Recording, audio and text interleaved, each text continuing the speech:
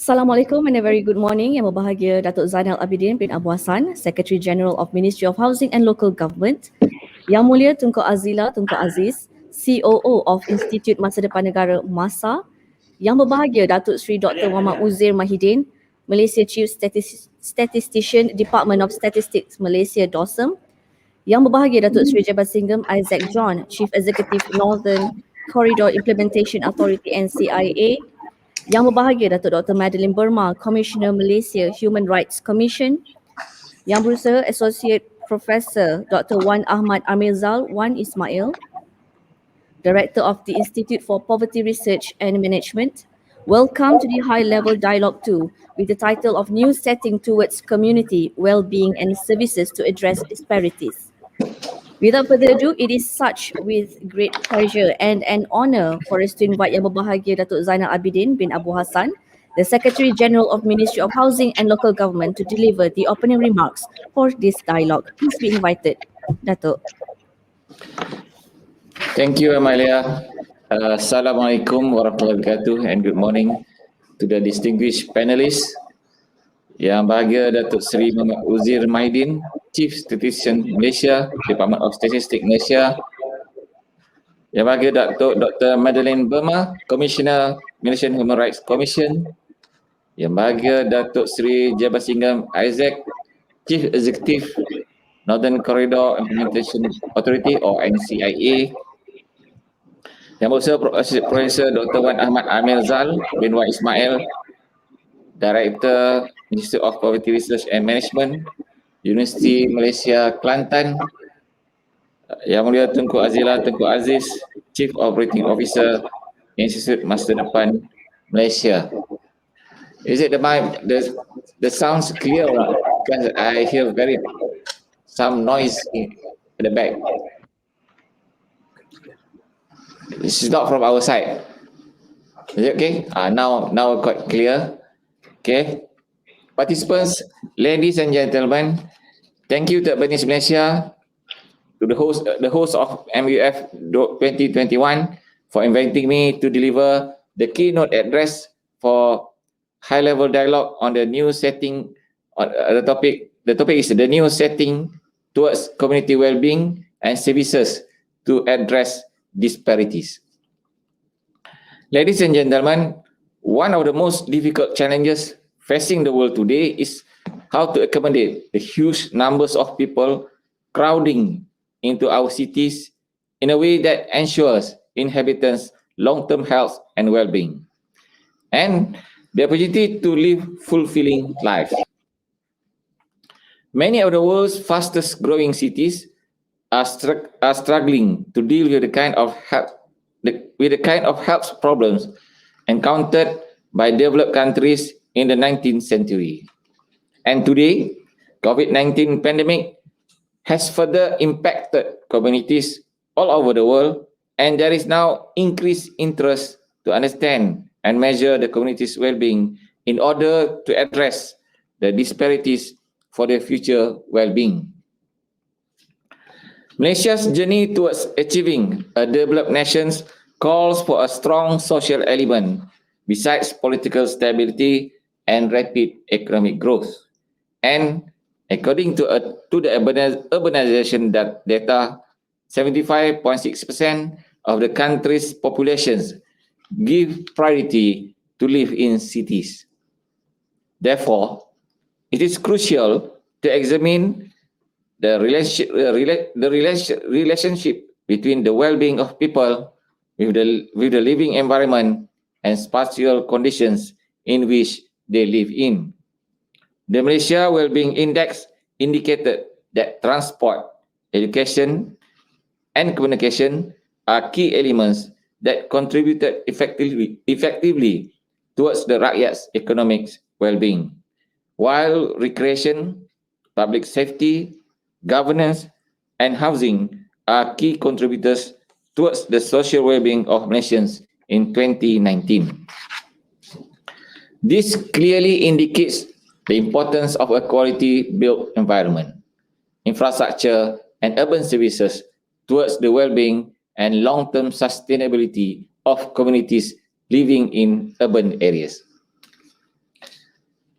Ladies and gentlemen, by 2030, SDG 10 aims to reduce inequalities based on income, sex, age, disability, race, class, ethnicity, religion, and opportunity. Reducing these social and economic disparities within and among cities and regions is key to ensure that no one is being left behind. It is also a necessary condition for sustainable poverty reduction and social cohesion. Disparity is a major obstacle to sustainable economic growth. Unlike poverty, a characteristic that can be defined at the individual level, disparity is a relational concept that refers to differences between individuals or groups and covers various dimensions. For example, economic disparity that refers to differences in economic outcomes such as in income, consumption, or wealth. Social disparity, which refers to differences in social outcomes such as in education or employment, or to differences in social status or position, while environmental disparity today greatly refers to environmental risks and hazards such as pollution that impedes human health and well-being, and is further increased with inequitable access to natural resources and ecosystem between different groups of societies. All three social, economic, and environmental disparities are interconnected, and hence addressing one would also contribute towards the betterment of the other. Ladies and gentlemen, Malaysia is making progress on many SDG targets. In line with the theme of eradicating poverty and promoting prosperity in a changing world, this chapter places Malaysia's historical development in context and presents the current status of 8 selected SDGs in terms of achievements made. The key strategies that have contributed to these outcomes and the remaining development agenda to be pursued. One of the initiatives to implement SDGs at KPKT level is the National Community Policy, which was approved by the Cabinet in 2018 and relates closely to SDG 11, Sustainable Cities and Communities. The objective of this policy is to build a livable and sustainable community with the spirit of unity that would enable members of a community to live in a conducive, harmonious, and prosperous environment. The National Community Policy also aims to enhance the capability and empower communities to be actively involved in the management of shared common spaces to improve the overall living environment. Hence, the ministry wishes to see communities that would be active in keeping their surroundings clean and safe, have high morals and civic consciousness, and that practice a culture of mutual advice for the benefit of everyone. This is because a cohesive and prosperous community creates a close network and promotes harmony and safe living. The ministry welcomes government departments and agencies, the corporate sector, educational institutions, registered associations, and professional bodies to be involved in any programs that would help improve the quality of life of our local communities, especially our Keluarga Malaysia vulnerable P40 communities. Ladies and gentlemen, from this perspective, what is the future of the built environment and how can we encourage and support sustainable lifestyles in terms of both efficiency and well-being? With respect to social sustainability, the built environment can enable healthier lifestyle and greater community cohesion through innovative and smart design, thereby contributing to a greater sense of well-being and happiness. We can create space for the local sourcing of food, bring holistic and human-centric medicine closer to our communities, strengthen social, environmental, and economic resilience, and enhance safety in our communities, protecting those without means, our elderly, our children. Let's build cities that promote well-being of our next generations. When designing our future cities, delivering urban services, or working on any project on that matter, do not restrict your thinking to the innovation of self-healing materials alone, but open it up to the social, environmental, economic, and financial innovations that enable the self-healing and resilience of our communities. To reduce disparity, we must understand its causes and consequences, which can be complex and deeply rooted in social, economic, political, and environmental system and resources.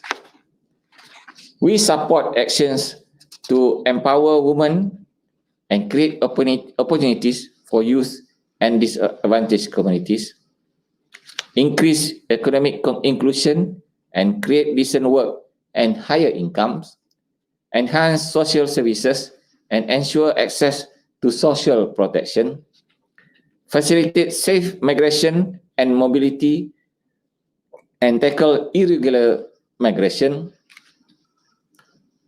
foster pro-poor fiscal policies, and develop fair and transparent tax systems, and encourage domestic resource mobilization and stimulate public and private sector development. Reducing disparity resonates throughout other SDGs, such as ending poverty and hunger, which is SDG 1 and SDG 2, good health and well-being, SDG 3, quality education, SDG 4, gender equality, SDG 5, clean water and sanitation, SDG 6, affordable and clean energy, SDG 7, decent work and economic growth, SDG 8, resilient infrastructure and inclusive industrialization, SDG 9, as well as more inclusive cities, SDG 11, and sustainable ecosystems, SDG 15. Ladies and gentlemen, the COVID-19 pandemic has brought inequalities in our societies. From healthcare to education or social protection, almost every sector has been affected and caught off guard, not only in developing economies, but among advanced ones as well. Although social and economic inequalities are no recent phenomena, the pandemic has exposed them further, urging immediate solutions to protect people and societies from falling into deeper crises. The world we are living in can be highly unequal, yet possibilities of social entrepreneurship and innovations can be available to support developing under privileged society. I would like to conclude my speech by thanking you for your serious and committed discussion on the contribution of social well-being and services to address disparity. At this time of COVID-19 crisis, there need to be a new setting to address community well-being to support our economic recovery. This forum allows for discussion and sharing of experiences that can lead to solutions, and thus I hope participants and speakers alike will come up with a lot of new ideas and out-of-the-box proposals to help us drive nation's challenges and respond to social disparity. We need to turn the recovery into a real opportunity to do things right for the future. Recovering and building back better means not returning to business as usual, but seizing the opportunity to build an economy that is stronger, greener, and more resilient, and society that leaves no one behind.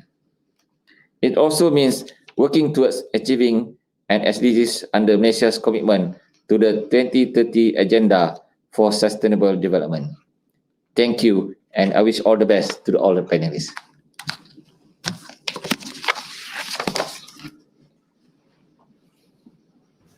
Thank you, Yang Berbahagia Datuk, for that wonderful speech. Ladies and gentlemen, before we begin with the discussions, I would like to invite Yang Mulia Tunku Azila Tunku Aziz, the COO of Institute Masa Depan Malaysia, MASA, to be the moderator for the dialogue today. Please be invited, Tunku. Okay, thank you, MC. Can you hear me? Very clearly. Okay. Assalamualaikum and a very good morning to all esteemed panelists and participants. Thank you to the organizers for having me on board. The title of this morning's session will be the new setting towards community well-being and services to address disparities. So community well-being, social inequalities, social unjust. These are terminologies and concepts that we hear of every day. But where are we today, and are these our aspirations? Are we there yet? And along comes COVID-19 pandemic, which has widened the social well-being inequality even more, physically, mentally, and in more ways than anybody can ever anticipate. But this is the chance now for us to come up, to reset, to come up with a new setting, new solutions and new ideas, immediate solutions to address these gaps. What about the possibilities of promoting social entrepreneurship and innovations in developing capacities in building resilient communities? And how do we nurture this within our communities? And can we come up with this new setting? To discuss this further, I'm indeed honored to have with me distinguished experts who need no introduction to share their views and insights on these topics. Welcome, fellow panelists. It is indeed an honor to be your moderator this morning. Apa khabar semua? Okay. Before we start, I'd like to remind each panelist that you have 10 minutes to share for your presentation. So I'd like to introduce the first panelist, our esteemed panelist, Datuk Sri Dr. Muhammad Uzair Mahidin, our nation's chief statistician from the Department of Statistics Malaysia. Very important man, Datuk Sri. Datuk Sri has a pedigree of qualifications. Saya pun, teruja. Bachelor of Analytical Economics at University Malaya, degree of Master of Arts at Vanderbilt University, Nashville, USA, and a PhD of Economics at the University of Sheffield, UK. He's also a member of various expert global groups and associations. List dia pun agak panjang lah, saya nak baca ya. So without further ado, I'd like to invite Datuk Sri Uzair to take the stage. Datuk Sri Uzair, dipersilakan.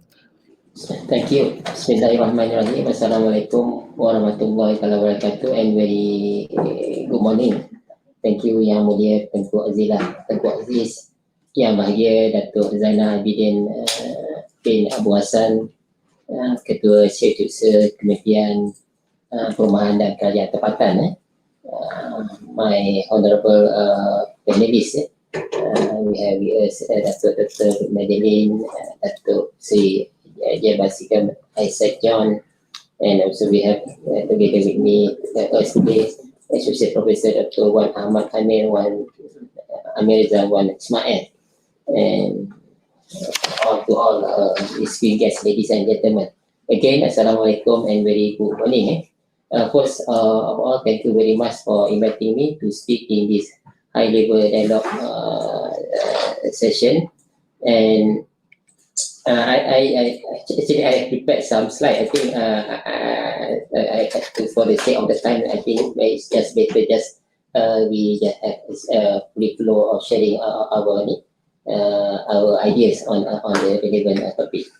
Distinguished guests, ladies and gentlemen, everyone know that the COVID-19 is really the global issue, and is actually affected every walk of life. So in the context of the country, we see that it's really much different compared to the previous economic crisis we faced. In 1997 financial crisis, we also experienced supply shock spike on the oil price, also on the technology. And this time around, the crisis, no one spared from the effect of the COVID-19 in terms of the income, in terms of a normal life.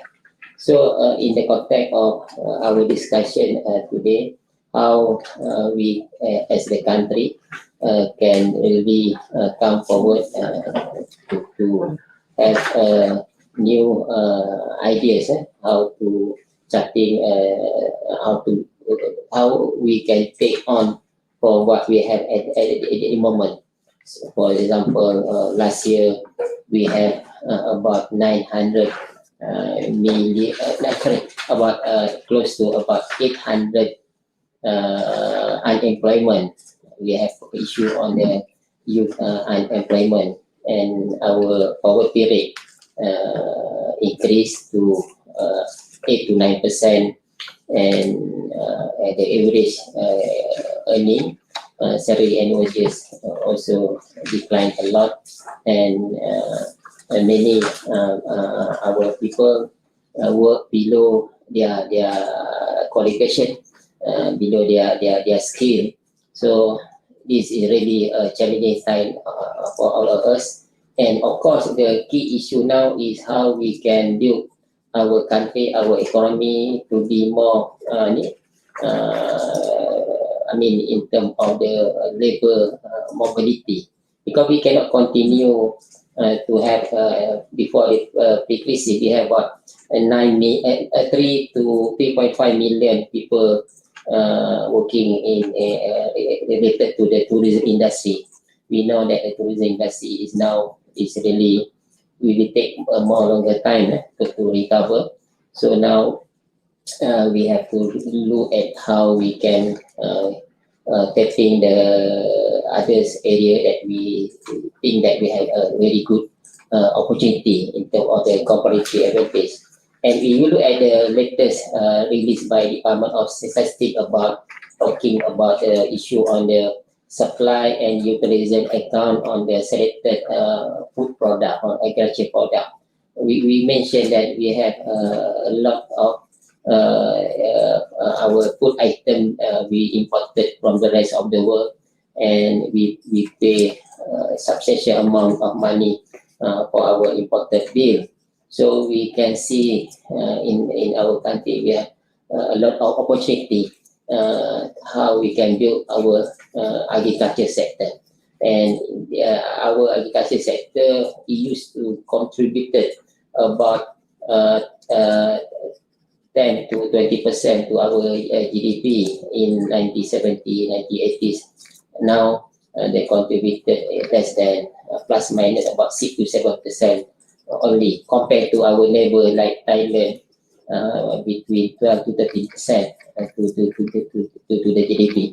And I think if we can look very good strategy how we can take the opportunity this time around, including where we can address over dependent on the foreign labor, low skill labor.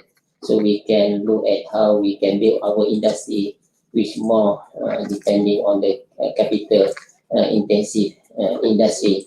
So based on our statistics, so that in fact before the COVID-19 pandemic occur also, actually for the percentage of job creation in this country actually is more on the semi-skills and low skill.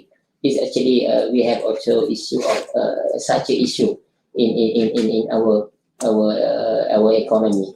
So we can see that we have what 5 to 6 million graduate in our country, and we want really optimize, capitalize our investment on human capital. And actually we have a lot of opportunity to set a new effort, and also how we can quantify the program. I really want to see, if you ask me, because I really passionate about the agriculture sector, if we can have a very holistic approach where we can update really very frequent the progress on a quarterly basis in terms of the employment, how the youth come forward to involve in the agriculture sector, how the production, how we can cut the import of the food. So this also actually can address our issue on the burden of payment. So actually, and of course, we also we address the poverty. And our latest statistics show that there are some reverse immigration, for example, in Kelantan and also in Sabah, because the key economic activity is not really flourish during this time around. The supporting services, I mean, the SME, they really hard to find any job, so they going back to their hometown, you know. So this actually is really the opportunity. So I think a lot we can do together, and the effort by us, by the government, to pursue on the digital economy, I think this is something that we have to really look at seriously, how we can really have a very systematic in terms of the urbanization, about the we not necessarily to live to have home at the heart of the city. So maybe we can travel, we can stay in any place we like, but we can involve in the economy. The key thing is how we can create more economic opportunity to the people, and a lot more now. The trend, especially based on our statistics, so among youth, they not really like to be have a sort of the agreement between employee and employer. You know, they want to work independently. What we consider this as the gig economy. We in the statistic productivity also have the issue in terms of how to follow through, how to monitor this gig economy, and of course in terms of their social insurance. I think this something that the government is looking towards how to protect this kind of the workers and so forth. I think Tengku, I can better I stop there. I think I think my time's up. 5 minutes. Is it 5 minutes? Any Tengku? No, it's tak, Datuk Sri, 10 minit, Datuk Sri. I still have time. Organizer boleh confirm? Still have time, Yes, yeah, 10 minutes. I can come up, go on. I think when I saw Datuk Johan there, he always asks every quarter about the female labor participation. So we know that there's a lot of opportunity how to address waste of the human capital, because our target to reach about 60%. I think now is still low than 60%. Our female labor participation is something that also we have to look into it, how to make people, women, is more comfort to come back to workforce. And of course, with the technology, I think we can legalize how they can really work from home, and their, they can spend time to do the job for the company, for the firm, and so forth. And of course, at the same time, they can also take care their children, the well-being of the children. Actually, in some, I can say that we have a lot of opportunity, and I know that if we can go in terms of the geography, there are certain areas, certain states that still have a lot of opportunity, like Sabah, Sarawak, Kelantan, Terengganu, Kedah, that is several state I mentioned that actually if they can go aggressive like state of Selangor, Johor and Pening, I think we can easily in another 5 to 10 years we can have a more vibrant economy, and I think in terms of the where our people well-being, I think we can say if we can complete the whole whole nation the development.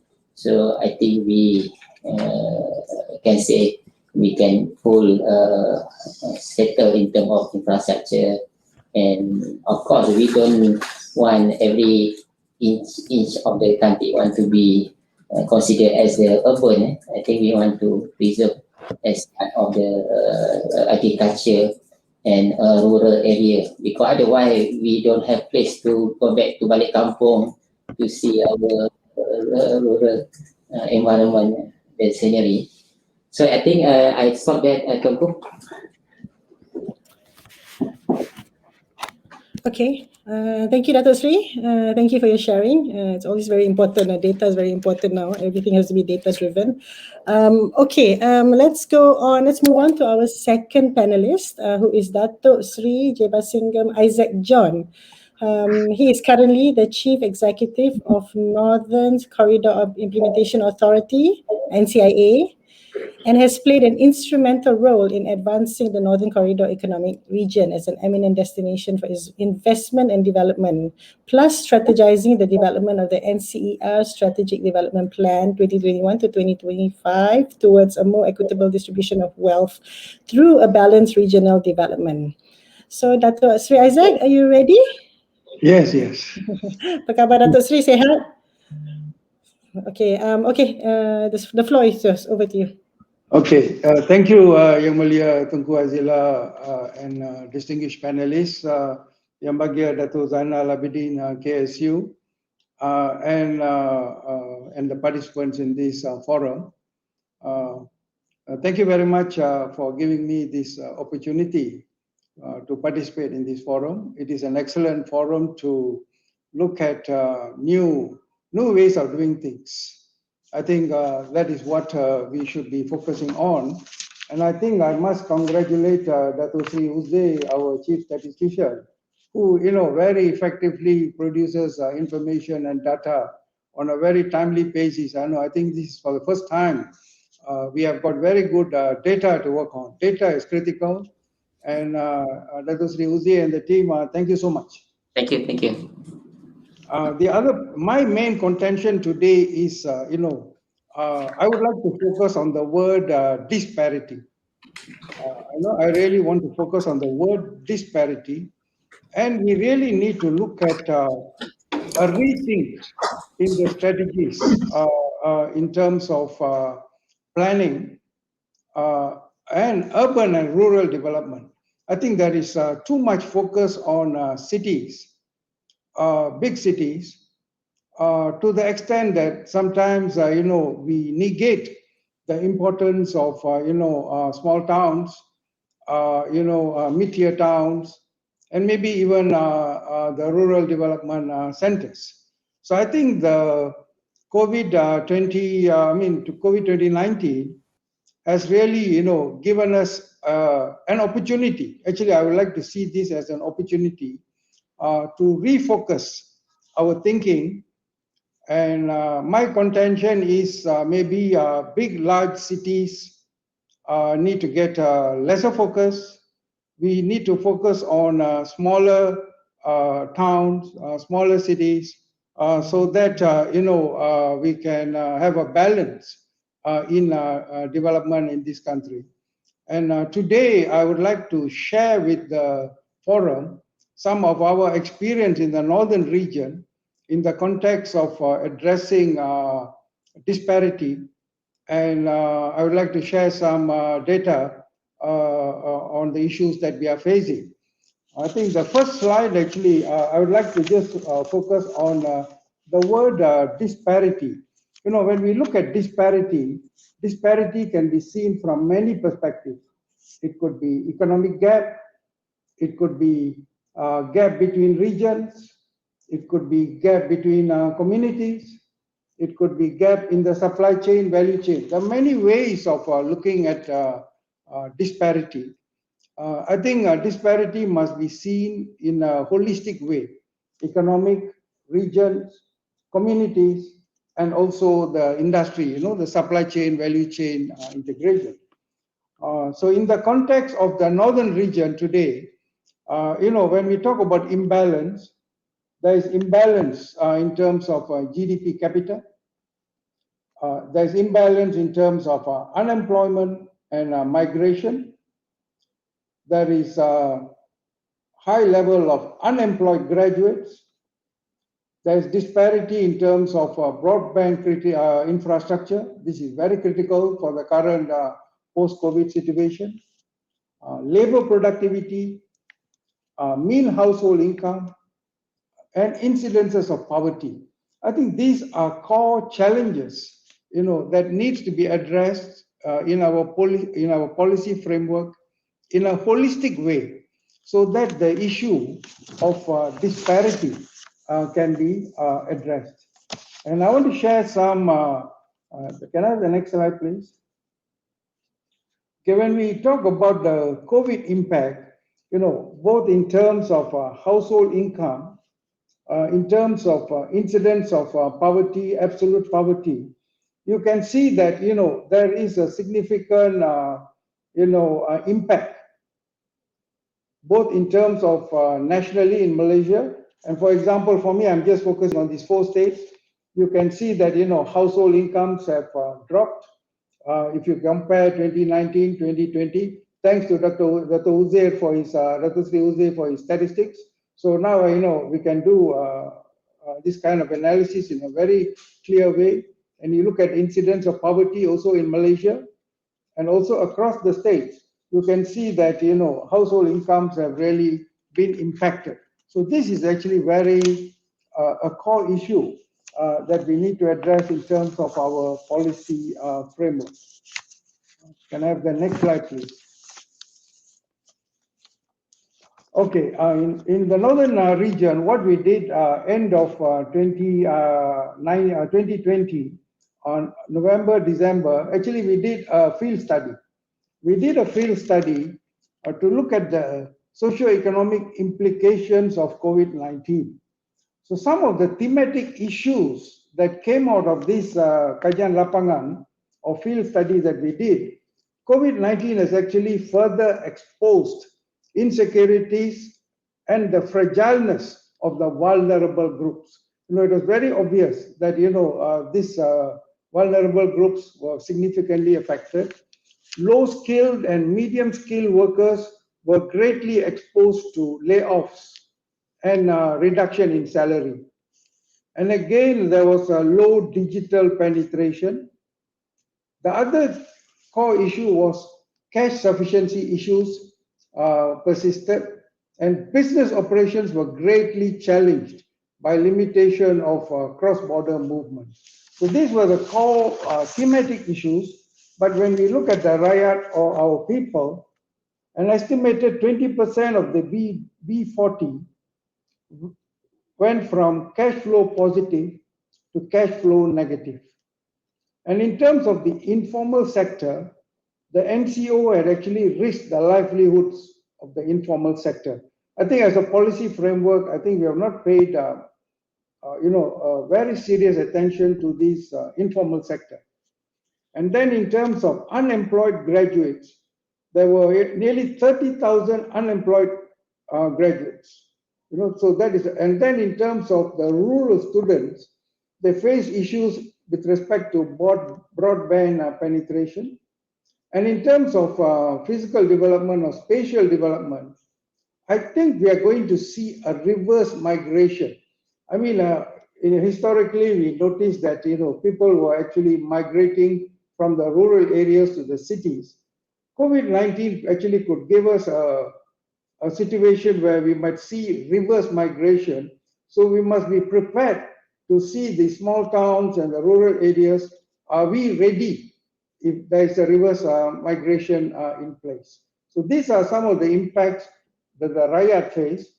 Now, in terms of the business community, small and medium-sized enterprises, approximately 71% of the SMEs, have sufficient cash flow only until April 2020.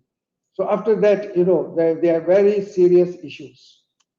And then in terms of the micro enterprises, nearly 67% of the companies recorded zero revenues during the MCO. And again, in terms of the agri-business sector, supply chain disruptions during the MCO led to significant unsold fresh produce.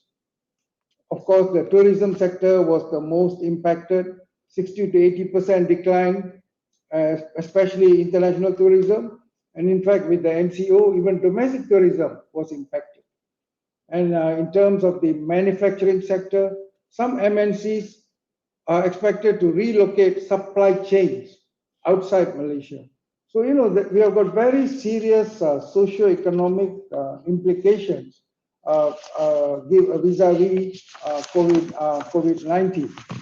So, so we really need to look at how we need to address these concerns, and we need to have a very definitive and a clear policy framework on how to address these issues. And one of the areas that we need to look at is return migration on rural livelihoods and the rural economies, because we need to address the issue of unemployment, barriers to self-employment, reduction and loss of income, food and nutrition insecurity, and also increased vulnerability in terms of the various socio-economic issues that we are facing. So I think this is the first time actually I'm sharing this data from this field study which we did for the northern region. And now what we are doing is we are looking at very focused strategic policies and programs that will address these target groups. Yang Mulia Tunku, maybe I will stop here for the moment. Thank you. Okay. Thank you, Dato' Sri.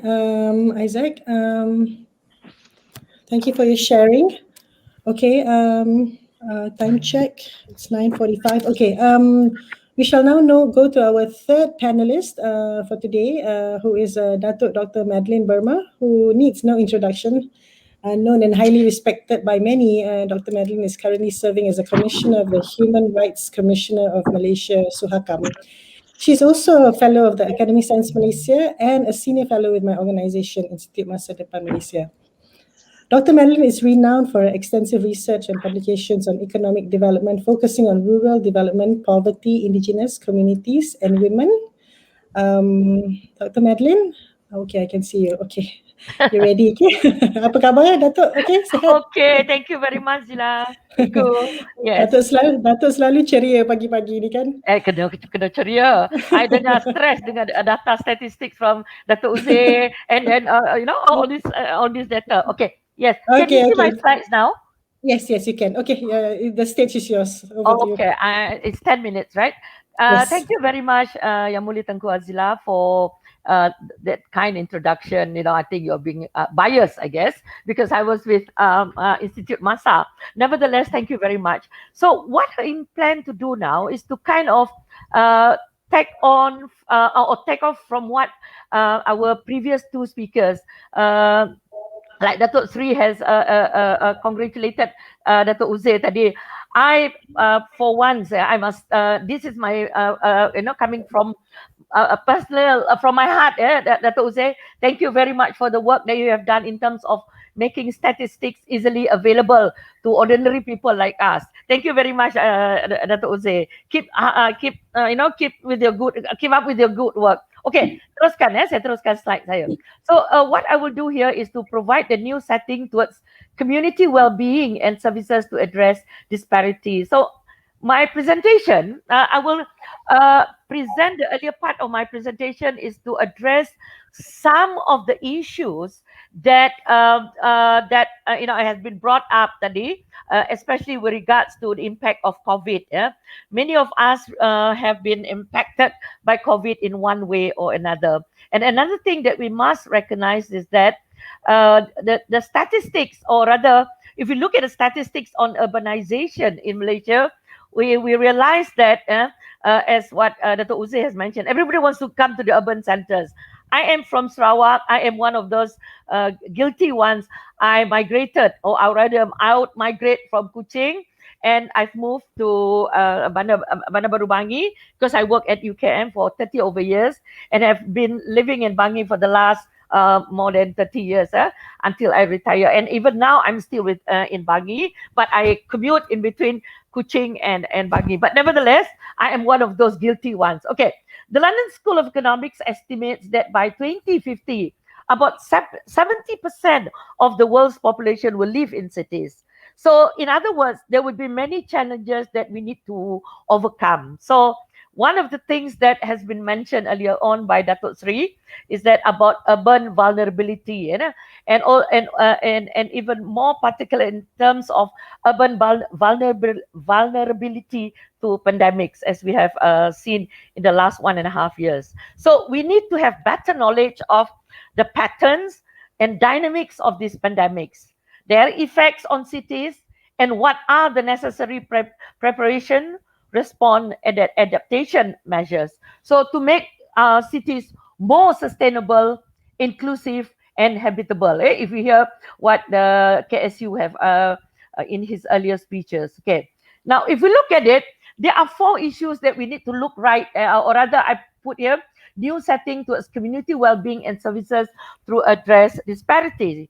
Number 1 is to reduce inequality in communities, both not only in urban but also in rural environment. I think Dato' Sri just now did mention, and also the first speaker, Dato' Uzi, also mentioned, we should not just focus only on urban environment. We should also look at both urban and rural. Secondly, we must promote greater shared prosperity, and I think this is one of the key agenda in our nation right now. In the previous government, we heard our Tan Sri Mahyudin, or even Tun Mahathir before that, he mentioned about the word shared prosperity, the need for us, not only to share poverty, but more importantly, to share prosperity. The other one is the issue of climate change, and of course, this is more related to urban environment. It may not be strongly visible at this moment, but however, we do see, of late, how urban or cities have been affected by floods and things like that. And finally, is to implement effective prevention and response policy to combat urban crisis. Okay, now let's move on to the next slide. Okay, so in terms of COVID, these are the 6 issues that we need to look into. The humanitarian response, health, the need for us to invest urgently in building a strong and resilient health system. We can see how we have gone up and down in terms of addressing the COVID, okay? The other one is hunger.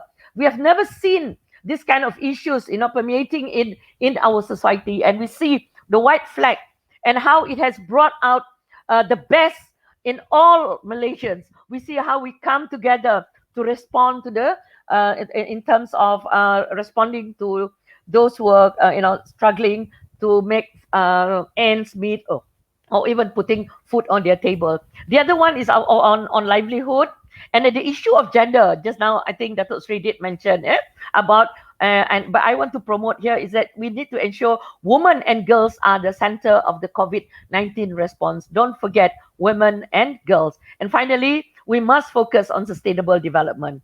Okay, don't worry. Okay, now these are some of the things that I would like to focus on.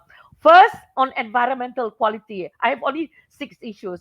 I will not go into the issues that have been revealed by the pandemic, but what I will do here is to focus on what we need to focus on. For example, in terms of environmental quality, greening the transportation is really something that we should focus on. If we look at Sarawak, we have gone into hydrogen, our bus. So that is going into green technology. I mean, the post-COVID economic environment is a very different environment. We need to go, or rather focus into greening our economy. Secondly, we need to improve our air quality. It is not only related, it's not just in terms of short term, but also in terms of long term, because there is a strong correlation between, if you look at air quality, the environment that we live in, and the spread of the pandemic. Number 3, designing regulations to minimize negative agricultural, industrial, and traffic impacts on water resources. I am from Selangor, so the last 2 days we have been on water ration, because of issues of water supply. So these are all issues that we have been confronted for the last how many years already. Okay. Then number 2 is on social. These are some of the major issues. Is that COVID-19 has exposed all problems and inequalities in a new light. So what I would like to see in the new setting is that we need more inclusive action towards reducing inequalities and addressing the needs of vulnerable groups. So our vulnerable groups now are different. It's not like what we have pre-COVID. Now we even have the new poor, where the T20 fall into the M40, and the M40 fall into the B40 category. The new poor are different categories now. For example, our pilots, they fell into the M40 and the B40. I mean, many of them lost their jobs. Many of them have good connections. Many of them are educated. You just provide them with the opportunities. So I think with giving them, just handing cash handouts, I don't think that's the way to address their problem. So it's more of giving them opportunity. Then the other one is slum upgrading. Social distancing policies should be coupled with economic support mechanism. We need to enhance sense of community to improve response and recovery capacities. The time of the government knows best has gone. I mentioned that yesterday. I'm going to reiterate it now. Now is the time for us to work together. Now is the quadruple helix: the government, civil society, private sector, and the NGOs and NGIs. Yeah. So we must need. I also would like to emphasize, because I come from Sarawak, more cultural activities, because I see this very strong in our cities in Sarawak, but I can hardly see that here in Semenanjung. Yeah. Number 3. Oh, sorry. Number 3. Okay, economics. We need to diversify our urban economic infrastructure, urban structure. Number 2, to develop relief programs to support vulnerable and marginalized groups during pandemics. It is very necessary. Some people said, you don't just give them fish, you need to give them rods. But this is the time they even, they are not talking about rods here. They are talking about, fish, So I think we should be very sensitive to the needs of our vulnerable groups, as I said. And transformation to more local supply chain. I think Datuk Sri did mention now. We need to increase self-sufficiency. Okay, number 8.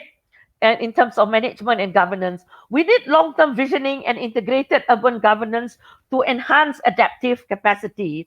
Number 2, during pandemics, local government should provide economic and social support. You see, the word support keeps on coming in, especially to the vulnerable groups.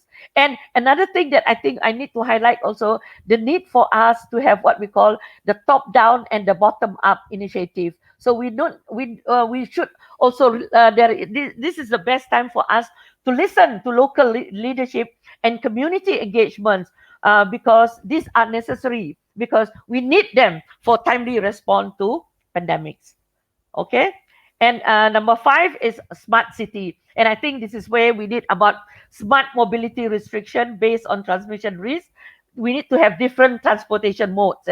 We need to give more attention to minimize potential public health risks of public transportation. So, for example, like now, there are some individuals who resist having vaccination, that are anti-vaccination. Now, I am not sure, because I often use the LRT or MRT to go to work. But now I am not sure. I really hope that this kind of mitigating factors need to be put in place. Yeah? Cities must provide their inhabitants with various mobility options. Okay. And the last one is in terms of urban design. So we have better access. I think this one is always been mentioned, universal design. The other one is to develop more green and common spaces for communities to come together. I think this is really the best time, especially after COVID, for us to come together to find common solution. And another important thing is I think this one came out yesterday in our discussion, to provide spaces where people feel safe and welcome is better way to prevent crime than just through surveillance and CCTV.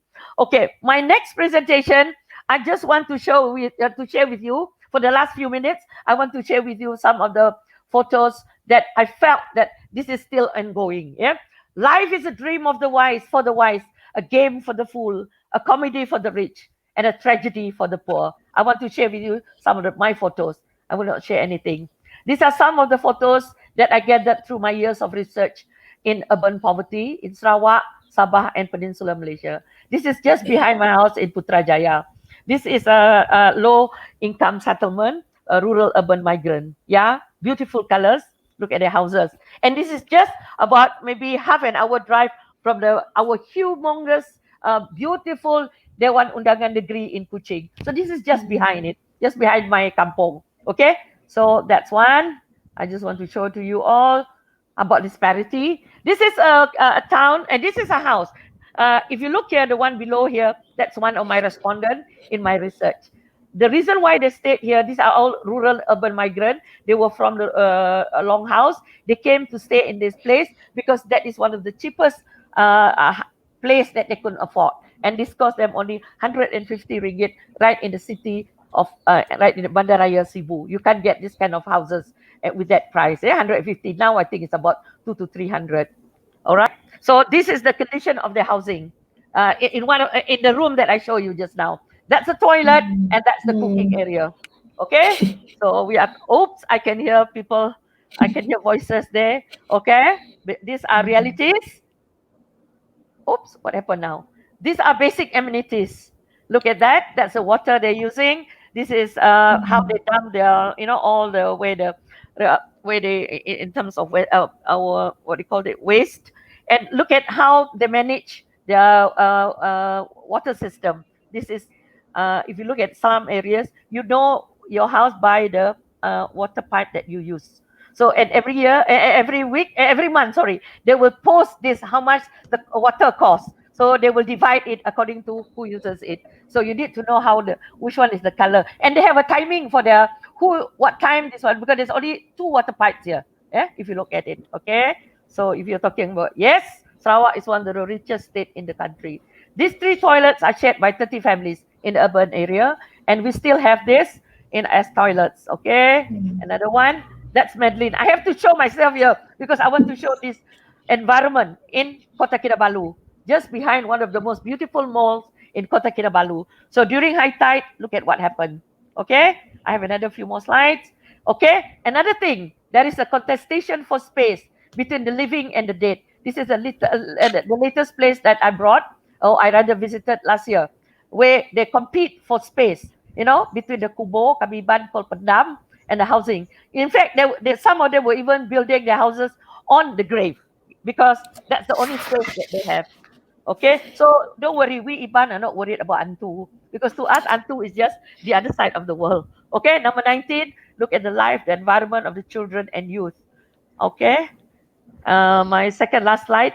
Look at how we brought tradition and modernity to the context of urbanization in Sarawak. We plant paddy in housing areas because they were asked to move to this place. So this is when I first came in, and then I come a few months later. Soon it was, in fact, I visited this place even when the padi dah menuai, and there was also still illegal cockfighting because this is part and parcel of our Iban lifestyle. Yeah, and my last slide. Kalau kita bukan sekarang, this is a poster that I found at a school in Kota Kinabalu. So I would like to end my presentation by saying, kalau bukan sekarang, bila lagi? Kalau bukan kita, siapa lagi? Thank you very much. Thank you, Dr. Madeline. Thank you so much for your sharing. It's always an eye-opener when you show pictures like that, to see what are the realities on the ground. Yep. Okay, so let us go to our next panelist. He is Dr. Wan Ahmad Amir Zal Wan Ismail. Panjang sikit nama. An associate professor in community development and a university lecturer in Faculty for Language Studies and Human Development, University Malaysia, Kelantan. Dr. Wan is currently the director of the Institute for Poverty Research and Management, INSPEC of UMK, and his research primarily is also on social justice, poverty, empowerment, social enterprise, well-being, and orang asli discourse in Malaysia. Apa khabar, Dr. Wan? Okay? Baik, alhamdulillah. Terima kasih. Okay, Dr. Wan, dipersilakan. 10 minutes ya. Baik. Okay, bismillahirrahmanirrahim. Assalamualaikum warahmatullahi wabarakatuh and good morning. Thank you Yang Mulia Tunku Azila, honorable panelists, Datuk Sri, Datuk Datin, ladies and gentlemen. Okay, inshallah, today I would like to share some facts about poverty in general, and there are some part I will compare between the urban and rural poor community in a simple way. Then I'm going to explain some facts about the well-being of the community based on our data. Okay. We have done 360-degree poverty mapping in several states and several urban communities. We implemented the 360-degree mapping by studying 8 community capitals, namely human capital, social capital, economic capital, physical capital, cultural capital, natural capital, political capital, and religious capital. In general, we find that poor communities in different locations, namely urban and rural areas, they have different community capitals. However, in this short sharing, I will only share the finding on 3 types of community capital, namely human capital, social capital, and economic capital only. In rural community, obviously, they are poor in terms of human capital and economic capital, but strong in social capital. Poor human capital means that their skill and knowledge are low. As implication, they do not find good job, simply becoming an unskilled worker. Hence, they will earn a low salary. Different from poor urban communities, they have moderate human capital. They have adequate knowledge and skill. Some of them are semi-skilled workers, but they are trapped by the high cost of living. They have little money, so they concentrate on having basic need only. Our finding also discover that social capital between urban and rural poor community is different. The rural community have high social capital, meaning their relationship are close, and this situation become we call as the dark side of social capital, which very high dependent. They have no problem with poverty because they can rely on others. That's why we call as the dark side of social capital. In contrast to the urban poor, their social capital is low. The quality of relationship in family is not so good, neither in community nor outside agency. In many situations, they are alone in managing their life. In terms of economic capital, rural community have moderate economic capital. Although they are poor, some of them have permanent assets such as land and so on, which is they took over the asset from their families. However, we expect their asset to be lessened if generational poverty continues for another generation. That's the big problem. Different to urban communities, they are facing a survival issue affected by high living costs. Not having saving is the major disaster because their dependence is not same as rural communities. This condition has set urban poor with various forms of poverty trap, such as in digital poverty. Although the urban area is more dependent on digital technology, they are still bound with the fundamental issue of life, namely the gain of basic needs. Therefore, they will not able to follow the rapid change in the urban, and eventually they are left behind. Okay, ladies and gentlemen, I will share another dimension of poverty that we call as situational poverty. Rural urban poverty is almost different from situational poverty. They become poor due to the COVID-19 pandemic. They have suddenly fallen poor due to the job losses or temporary losses of their salaries. They are burdened with a commitment to life and have a significant impact on their psychological aspect. Based on the theory, they are difficult to escape from poverty because they are not familiar with the poor condition. Okay, another aspect is I will share about the effect of COVID-19 pandemic. How about the effect of the COVID-19 pandemic on the poor? Our data show that those who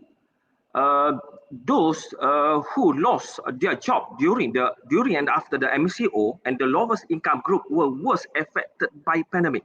Hence, they are categorized as endangered group. Their spending pattern also changed before and during the MCO. They are more cautious about spending on basic expenses.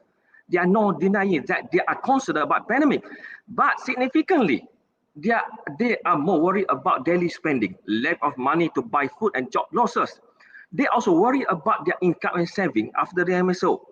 I will share some data on the MCO. You can see that this one. And its impact on the mental health. We found that respondents who lost their job during and after the pandemic were worried about not having saving for emergency use and lack of money to buy food. Okay, how does poverty affect the well-being of the community? Okay, this is very simple. It's a very simple question. But I will take the example when the pandemic hit Malaysia. We found that respondents with income below 918 were concerned about the lack of money to buy food, no saving for emergency use, and job loss. This data clearly show poor community beyond locality are more concerned with the basic, namely food and cost of living. How can they have a realistic view to think about the well-being of their life, whereas they always think about the basic thing? Then obviously, well-being is beyond their capability. That's obvious. Okay, way forward. I have a very simple presentation today or sharing today. There is more data we can correlate to poverty and well-being. With a limited time today, what we need is standalone policy. The single policy is not as proposed policy. And then looking at Malaysia's story, we have a solid policy to manage poverty, namely the new economic policy, or what we call it DEB. The implementation of DEB for 20 years has significantly reduced the poverty incident and subsequently strengthened our unity. Instead, the proposed policy should be focused on poverty eradication and improving their well-being. The critical part of this proposed policy is comprehensive data. We realize that for IR technology support the dual, our database need to be strengthened using big data technology. Whereas new technology are involved in this big data, such as artificial intelligence technology, digital technology, etc. I don't worry about this because we are really what we call is beruntung lah, because we have a proactive data provider in Malaysia, Department of Statistics Malaysia, Dozam, Tahniah, Sri. Since we have such comprehensive data, it's also required collaboration with the stakeholders. I agree with Dato' Belma. Stakeholders based on partnership approach. The stakeholders were able to work together in poverty management by implementing the concept of open data. Their involvement will help the government check the validity of data with the principle of check and balance. These efforts are also in line with the latest global movement that promote a society of intelligence, or we call as society 5.0. Where people utilize data and technology to improve their well-being. Yang Mulia Tengku, I think that's all for me for this session. Thank you. Okay, thank you, Dr. Wan. Thank you for your sharing. Okay, we shall now go to the Q&A session. As timing is quite limited, I hope we'll be able to maybe answer for each panelist to answer 1 to 2 questions each. So I'll just go directly to my first question, which is to Dato' Sri Uzair. Dato' Sri, Dr. Madeline mentioned the Shared Prosperity Vision 2030, and under that vision, the aim is to achieve a decent standard of living for all. How is this defined by the government, and what are the indicators currently being used? And the second question is, do you also consider intangible data like what people think, how do they feel, quality of relationships, positive emotions? Yes. Thank you. If I can respond to that question, actually, if we want to have a better Malaysia, to see how Malaysia can reach as what we see in Europe, in the developed country, I think a lot more we can consider in terms of measurement of level of quality of life. I think we need to do away just looking at the median income. Of course, Tuanku, you mentioned about how important in terms of the well-being. So if we look at the question we including in the current census, actually a lot of question we need during 2020 census that not yet complete. I hope will be completed by this October. A lot of question is I consider that the well-being. I think we well-being and also how we look at the community. For example, we look at how we live with our neighborhood. We have the question how often we talk to our neighbor, how often we have a dinner together with a family in last 1 week, and I think we want to quantify whether the culture is still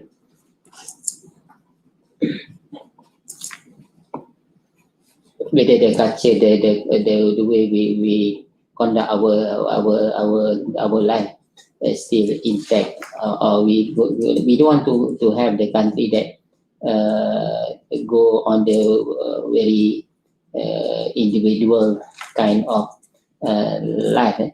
And of course, we also want to look at the accessibility on the facilities. We look at how the distance from the home to the public facilities. We also look at the distance not only about the clinic, hospital, and fire bomber, but including also on the recreation, because we know that the good society, we need also accessibility to the recreation for relaxing. Then we know that we also have to look at the well-being in terms how we can use our time to rest, not just focus on work. We want to have the conducive environment. We don't want anyone that deprived from the public amenities, the facilities. Of course, the basic about the road infrastructure is always there. It's part of our question, because they will be a good indicator, the basic indicator. We don't just want to know about accessibility on the electricity and the basic what we used to put in this question in the past. And in this question also we want to, so of course now is maybe not really relevant with asking how the time you take to commute to work. There is also another aspect that in developed country they also consider in terms of time consumed. We want to have, we don't want people waste time in the very unproductive in the traffic jam. So we want to also switch. I already envy in the national security other country, they also look at the well-being to the certain extent. How many time you spend? They have some questions sometimes they ask about how much time you spend to your children. It's very, very important. So I think in some I can say that a lot of things that maybe we can put as indicator how we can do better in terms of measurement of well-being, and how we can have that been see in terms of the progress. So we don't want to be stagnant. So issue on the environment, the sustainable development, also the key issues. That of course the sustainable and environment is normally we use consume collectively. It's not individually. I think they also another indicator that we are working on how to put a value on the environment, on the ocean, and now we have the system environment accounting account in place. We produce energy account, water account. So it's very important how we can make sure that the key the key necessity like water, energy is really accessible to everyone. So another part of the effort by Department of Statistics, rightly also mentioned by the panelists, we want to see that the statistic becoming really a public good close to the people. So we want to produce more granular statistic where people on the street can really feel that statistic belong to them. We don't want to have only statistic at the macro level, at the country level. We want people in the district know what happened in the unemployment in their district, in their kampung, what is the issue on the demography, what the issue on the social, is it on the declining or so now actually we will put a collective effort with the district office to come out what we call district statistic and data base. I think we now in the midst of discussion with the several districts to have the pilot case to how we can apply to every state. I really echo what Dr. Madeline always say. A lot of area that may be missing from the database in the Sabah and Sarawak. So I think the bottom up approach. I think we in the statistic facility we can empower the people to have a very good statistic, make the statistic available, and let the statistic speak up. And our goal is to have statistic the second language. So let the statistic speak up. Like people always say, let the gambar berbicara. So let the statistics say something what happened in the past, what been done, what the contribution, and of course in the developed country, the civil society they can come forward because they have a lot of statistics, so they know what happened in the surrounding them. And now is a life expectancy, and Dr. Madeline, Dr. Isaac, our life expectancy 70 still can contribute, 70, 80. So I think we need to bring them to the society. I think the voluntarism, Dr. Madeline, I think we need many voluntarism activity. That the one theory of the criteria of the developed country, the voluntarism is very hard. I think we don't want to have many. I think if we count the retirement, a good public servant retirement from the private sector, they have a lot of good people. They go one after another courses meeting, a lot of experience where we can really tap in them. I think what we need, I think we need to have the mechanism. I really hope that there are some effort by ministry to bring all the retired people, make them active and contribute back to the society. Thank you. Okay, thank you, Dr. Sri. I agree with your what is it suggestion to that intergenerational activities are definitely what we need, and we definitely can learn from the older senior citizens that we can tap on their expertise. And yes, data is definitely the new oil. We look forward. We appreciate your efforts, and we look forward to more data accessibility from the government. Okay, let's go to.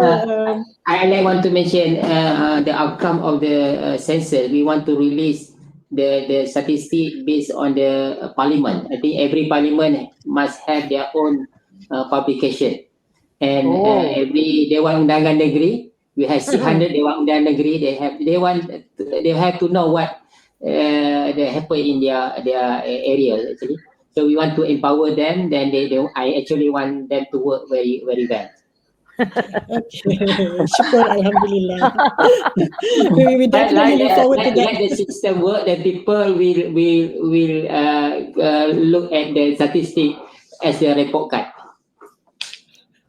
Okay, thank you, Dr. Sri.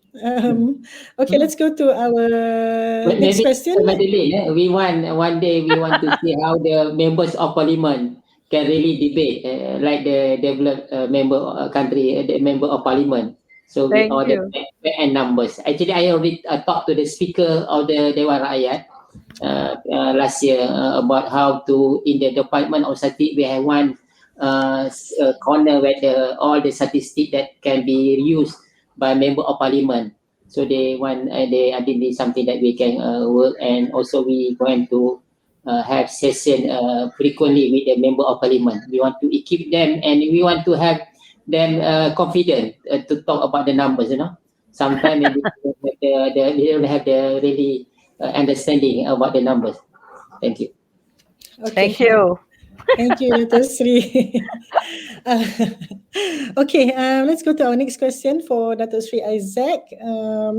Dr. Sri, how can local governments with limited budgets respond to the needs of community well-being and services to address disparities in fast-growing urban development? Okay, Dr. Isaac. Okay. Dr. Sri? Okay, that is a very interesting question. Yes. Because local governments, it depends on where they are. If you are a local government in the Klang Valley, you know, you have got a good income and good resources to tap on. But when you look at the local authorities in the rural districts, I think they are always very concerned about how to provide quality service to the community because they don't have a good income. So what I would like to suggest is when we look at our national budgeting system, I think we need to have some kind of ranking, some kind of tiering of local authorities based on socio-economic parameters. For example, poverty, income, household income, access to facilities. And then based on that, local authorities can be given special allocations. Those less developed local authorities can be given special focus there. And at the same time, earlier we talked about reverse migration.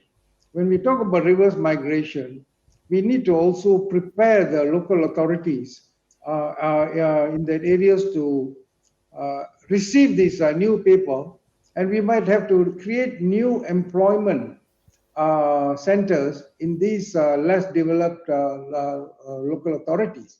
For example, if you look at Bavaria in Germany, when they look at new investments, they don't look at new investments into Munich. But what they're looking at is, how do you channel investments into the less developed areas, into the rural areas. So I think there is a need for a significant policy shift in terms of how do we enrich the coffers of the local authorities. And at the same time, there is how you address the issue of imbalance in regional development. The other area we can look at is actually community. I think the community, the NGOs, and I think they've got a very important role to play in the local context. But somehow government thinks that government knows best, government does everything. So we don't engage with the local community in an effective way in terms of a bottoms-up approach to development at the local level. And other area is actually public-private partnership.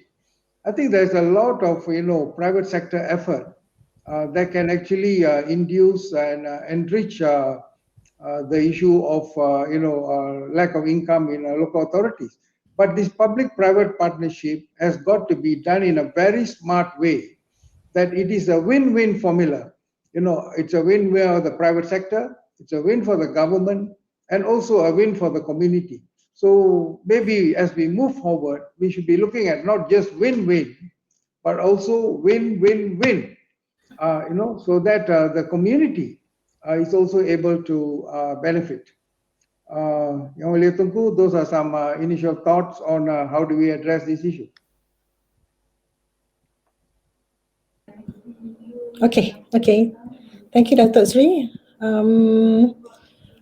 My next question is for Dr. Madeline. Yes, Dr. Tunku. Madeline. Yep. What role do social movements and community organizations play in lifting the poorest out of poverty? And perhaps you can share a success story from your experience working with these groups. Thank you, Zila. Okay. Yeah. Social movement and community groups. I think based on my experience working with them, I mean, number one, based on my research. Secondly, based on my work with NGOs, and thirdly, from my experience with Suhakam, I think we have come to realize that CSOs, NGOs are very, very important instruments in empowering communities, especially the poor. Okay, one of the clear indication, if you look at the pandemic, the COVID-19 pandemic, what came to our mind is basically the role that the CSOs, as not only CSOs, we also have CSIs, individuals, who come forward. We've seen names, I will not mention names because some are my friends, some are, some Ustad who has done some work out in the interior of Sabah. We have seen how they have come forward. First, they extend their support in terms of providing the much needed, what you call the food. The most important thing is food and other basic necessities. That's number one. Number two, they also play a very important role. If we, in one of the activities that I did was, we were trying to collect information. Some of the NGOs were already creating their own database. Dr. Uze, the one you really mentioned just now, the role of NGOs in making their own database. And interestingly, they are dynamic databases, meaning to say individuals will just key in based, similar to waste.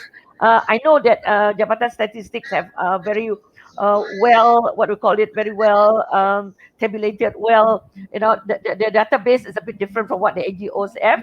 But basically, for the NGOs, it helps them to identify where are the areas, where are the individuals, where the families are located. So they share common database, so that they said to avoid clashes in terms of distributing of food and aid, because they know that resources are very limited. So that's one success story that I would like to share, Tadi Azila. And another thing that I would also like to share is that, as I mentioned, in times of during the white flag, masa bendera putih, as I said, who first came to reach out? It's not the government. It's not the ordinary. It is the ordinary Malaysians. It is the NGOs, people like you and me. We came out with our own resources. So in fact, I'm staying in Pagi. The masjid plays a very important role. So to me, if you look, the pandemic has really brought out the best in us. Although people say that we are in the same storm, although we are not in the same boat, but we tried very hard to help each other to be safe during these stormy weathers. Itu aja, Azila. Okay, thank you, Doc. Okay, and a question for our fourth panelist, Dr. Wan. Dr. Wan, as you, how can education systems be adapted to maximize young people's capacities towards social entrepreneurship? Okay, thank you, Yang Mulia. Okay, I believe that society is looking for practical values that can be utilized in their life especially among youth, especially in education. But in reality, in the post COVID-19, I think everybody is talking about money or income. It's not necessary, but commonly. In conjunction with current situation, I believe that we need something new, not really new, but we can implement a social enterprise framework as a new approach to empower community. Empower community is include education.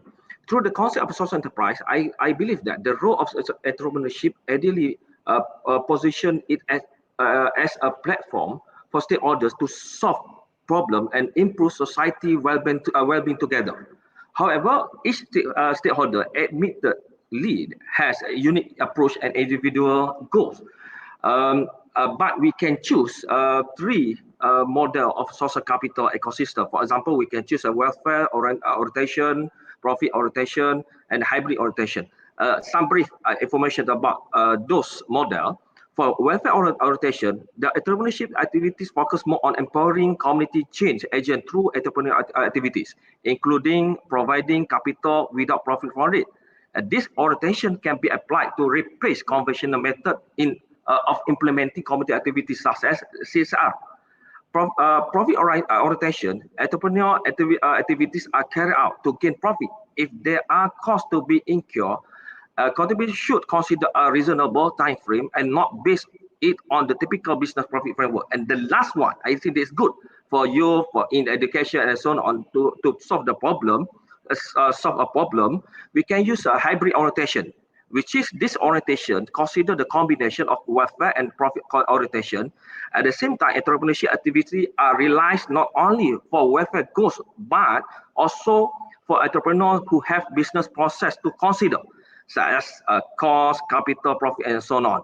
This profit, and if they have a profit, the profit are returned to society, but some are retained as a capital to ensure the business can be sustained for a long time. And we have to include this in education system, especially among youth. And then I believe the social enterprise is good alternative for all stakeholders to work together to eliminate poverty, solve their problem together, and enhance their well-being. I think that's all, Yang Mulia. Thank you. Okay, terima kasih, Dr. Wan. Okay, unfortunately, time does not permit. We actually have more questions also from the participants. Inshallah, we can reach out to the organizer to have it answered. I would just like to take a few minutes to just summarize the session. Dr. Sri Uzair tadi touched on the increase of youth unemployment, issues of unskilled workers, supply, and utilizing food products as we depend on too many imported goods. Dr. Sri Isaac brought up the issue of disparity and how there is an urgent need to rethink the strategies on urban and rural planning.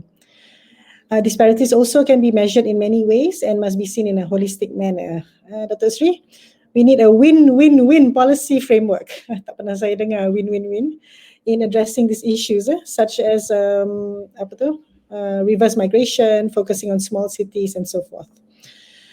Dr. Madeline proposed a four-pronged strategy in coming up with a new setting towards community well-being, which is reducing inequality, promoting shared prosperity, strengthening climate change, and implementing effective prevention and response policies to combat urban crisis.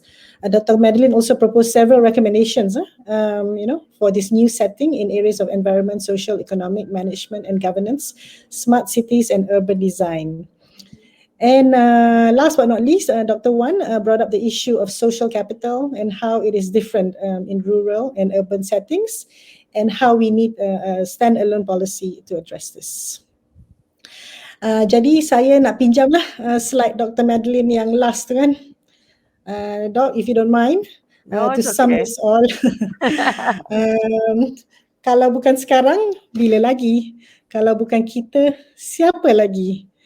Jadi, I would like to thank all the panelists again. It has been an honor, and I now hand this over to the MC. Thank you, and Assalamualaikum, and good morning to all. Waalaikumsalam. Thank you, Yang Mulia Tunku Azila, Tunku Aziz, for the speech, and thank you everyone for this insightful dialogue. We'll see you around with High Level Dialogue 3 at 11 a.m. Thank you. Bye-bye.